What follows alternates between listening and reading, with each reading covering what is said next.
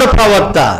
నలిగిన వారి కోసం ప్రార్థన చేసేవాడు, విరిగిపోయిన వారి కోసం ప్రార్థన చేసేవాడు, దేవుని వాక్యం ఉన్నది ఉన్నట్టుగా చెప్పేవాడు ప్రవక్త. నీ క్షేమం కోరేవాడు ప్రవక్త. అంటే యెషయా గ్రంథం 29 నేత్రాలుగా ఉండేవాడు ప్రవక్త.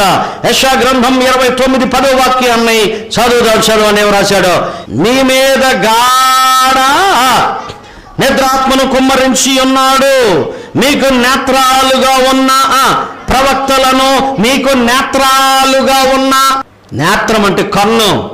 అందరి కళ్ళు ఉన్నాయా? దేవుని కార్యం చూసే కన్నులు ఉన్నాయా? మీకు నేత్రాలుగా ఉన్న ప్రవక్తలు అన్నాడు. అంటే కన్ను ఏం చేత చెప్పండి? దారి చూపిస్తుంది. అర్థమైందా? నీకు కరెక్ట్ వే చూపిస్తుంది, నేను మార్గంలో నడిపిస్తుంది. చెప్పండి, ఆ నేత్రాలు ఉన్నవాడు కరెక్ట్గా నడుచుకుంటాడు. గొయ్యి ఉంటే గోతులో పడతాడా? మాట్లాడాడమ్మా. గోతులో పడేవాడు ఎవడు? కళ్ళు లేనోడు. అవునా కదా? బూడిలో పడినోడు ఎవడు? ఒకవేళ మనం బూజులో పడ్డామనుకోండి, నీ కళ్ళు కానీ పడతలేదేరా అంటాడు. అర్థమైందా? ప్రవక్త మీకు నేత్రాలుగా ఉన్నవాడు, మిమ్మల్ని సరైన మార్గంలో నడిపించేవాడు, మిమ్మల్ని సరైన మార్గంలో నడిపించేవాడు, మిమ్మల్ని వాక్యంలో పెంచేవాడు, మీకు కరెక్ట్గా వాక్యం బోధించేవాడు. ఈ రోజుల్లో తప్పుడు ఏంటదే ఏమంటే తప్పుడు ప్రవక్తలు ఉన్నారు. చూడండి, హెచ్కేలు గ్రంథంలో, హెచ్కేలు గ్రంథం 27 వాక్యాన్ని మనం చదువుదాం. ఏం రాశాడు? మీలో అధిపతులు లాభము సంపాదించుటకై ఏమంటే నరహత్య చేయుటలోను వేట చీల్చు తోడేళ్ళు వలె ఉన్నారు, మరియు వారి ప్రవక్తలు వ్యర్థమైన దర్శనములు కనుచు యెహోవా ఏమియు సెలవీయనప్పుడు ప్రభువు యెహోవా ఇలాగు సెలవిచ్చుచున్నాడని చెప్పుచు వట్టి సోదెగాండ్రై జనులు కట్టిన మట్టి గోడకు గచ్చుపోతా పూయువారై ఉన్నారు.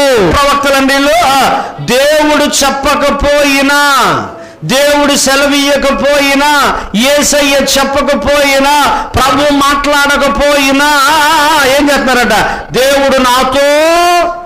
ఈ రోజుల్లో చాలా మంది ఇలాంటి తప్పుడు దర్శనాలు చెప్పే వాళ్ళు ఉన్నారు. అమ్మా, దేవుడు మీ ఇంటికి వెళ్ళమన్నాడమ్మా. అవునయ్య గారు, ఏం చేయమన్నాడమ్మా? మా ఇంటికి వెళ్ళమన్నాడు అయ్యగారు. మంచిదే, ఏం చేయమన్నాడమ్మా? మీ ఇంట్లోనంట, మీ పెరట్లోనంట, మీ బీరువాలోనంట, లేకపోతే మీ వాకట్లోనంట అదేదో విగ్రహం ఉందంటమ్మా. దేవుడు చెప్పకపోయినా, దేవుడు సెలవీయకపోయినా, దేవుడు మాట్లాడకపోయినా ఈ రోజున ఇలాంటి వాళ్ళు ఎక్కువైపోయారు. మేము కరోనాను పోగొడతానన్నాడు ఒక ఆయన. నేను ప్రార్థన చేస్తే హెచ్ఐవి వ్యాధులు పారిపోతాయి అన్నాడు ఒక ఆయన. నేను ఎందుకు ఈ మాట అంటున్నానంటే, ఈ రోజున దేవుడు చెప్పకపోయినా, దేవుడు మాట్లాడకపోయినా ఇలాంటి అబద్ధ దర్శనాలు, అబద్ధ బోధకులు, అబద్ధ ప్రవక్తలు, అబద్ధాన్ని చెప్పేటువంటి వారు ఎక్కువైపోతున్నారు. విశ్వాసులు కూడా వాళ్ళ మాటలే నమ్ముతున్నారు. విశ్వాసులు కూడా అలాంటి దగ్గరికే వెళ్ళిపోతా ఉన్నారు. వాళ్ళు ఏమంటారంటే వట్టి సోజుగాళ్ళు అన్నాడు. ఆ మాట చదవన్నమాట, అది నేను అన్న మాట కాదండి, బైబిల్లో రాశాడు. ఆ మాట చదువు చాలు. 28 చివరి మాట, యెహోవా ఇలాగు సెలవిచ్చుచున్నాడని చెప్పొచ్చు, వట్టి సోదగాండ్రై జనులు కట్టిన ముగిచేత చూడండి, జనులు కట్టిన మట్టి గోడ. మీరు ఏం కట్టారు? మట్టి గోడ. ఆ గోడకి వీళ్ళు ఏం పూసారు? గచ్చుపోత. మీకు ఎన్ని పోతలు తెలిసే చెప్పండి? పోత. కట్టిన గోడ ఏంటి? మట్టి గోడ. పైన ఏ పోత? గచ్చుపోత. లోపలేంటి? మట్టి. పైన ఏంటి? గచ్చు.